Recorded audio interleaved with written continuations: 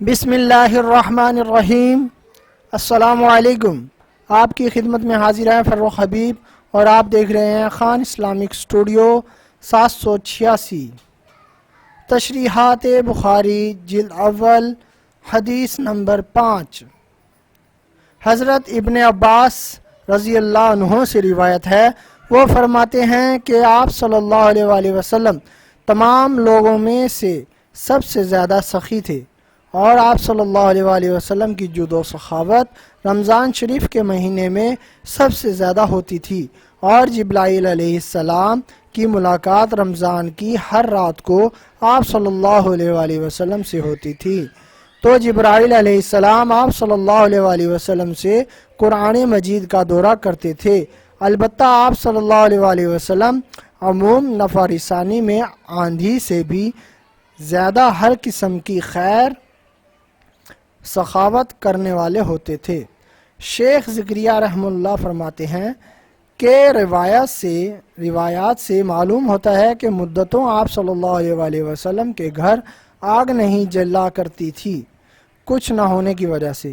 چنانچہ حضرت عائشہ رضی اللہ عنہا فرماتی ہیں کہ دو ماہ گزر جاتے تھے، ہمارے چولہے میں آگ نہیں جلتی تھی، تو پھر جود و سخاوت کے کیا معنی؟ تو اس کا جواب یہ ہے کہ یہ جود و سخاوت آپ صلی اللہ علیہ وآلہ وسلم کے فکر و فاقہ کے خلاف نہیں، کیونکہ آپ صلی اللہ علیہ وآلہ وسلم کا یہ فکر و فاقہ اسی جود و کرم کی وجہ سے تھا۔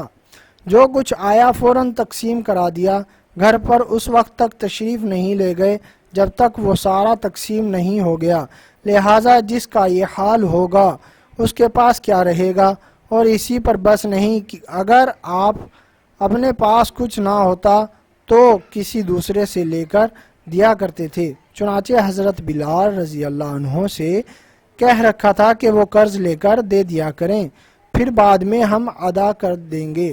چنانچہ حضرت بلال رضی اللہ عنہ اسی طرح قرض لے کر حاجت مندوں کو دیا کرتے تھے۔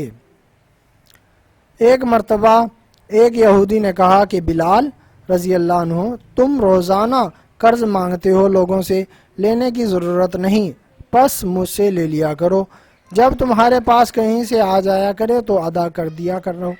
حضرت بلال کو اس بات سے بڑی خوشی ہوئی اور اس سے قرض لینا شروع کر دیا۔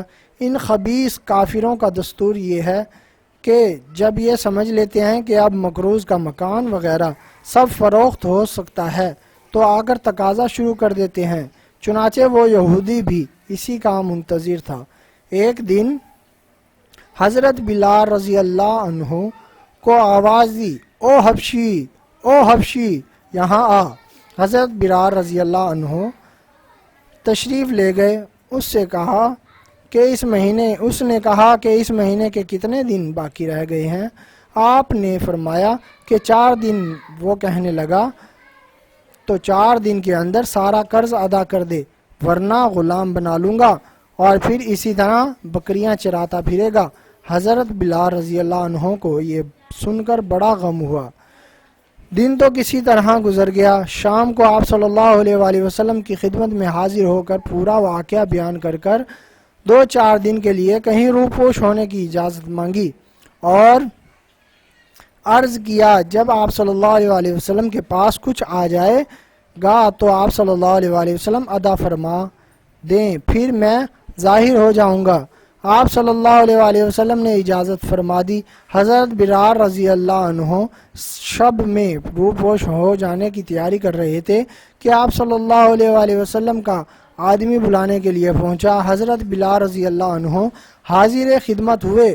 آپ صلی اللہ علیہ وآلہ وسلم نے فرمایا کہ تم نے دروازے پر کچھ سامان دیکھا ہے؟ عرض کیا 4 اونٹنیاں مال سے لدی ہوئی ہیں۔ آپ صلی اللہ علیہ وآلہ وسلم نے فرمایا کہ شاہ فدق نے میرے پاس ہدیہ بھیجا ہے، تم اس سے اپنا قرض ادا کر دو۔ چنانچہ صبح ہی صبح حضرت بلال رضی اللہ عنہ اس یہودی کے پاس لے گئے اور اس کا سارا حساب ادا کر دیا۔ یہودی بھی حیرت میں رہ گیا۔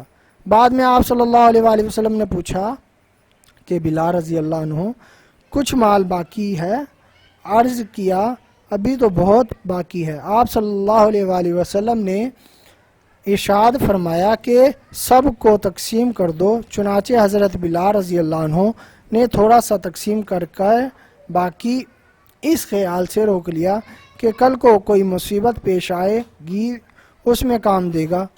جب حضرت بلال رضی اللہ عنہ خدمت میں حاضر ہوئے تو ارشاد فرمایا سب تقسیم ہو گیا، اور عرض کیا کہ آدمی کم آئے تھے اس لیے بچ گیا۔ آپ صلی اللہ علیہ وآلہ وسلم نے فرمایا جب تک وہ سارا مال ختم نہیں ہوگا میں گھر نہیں جاؤں گا۔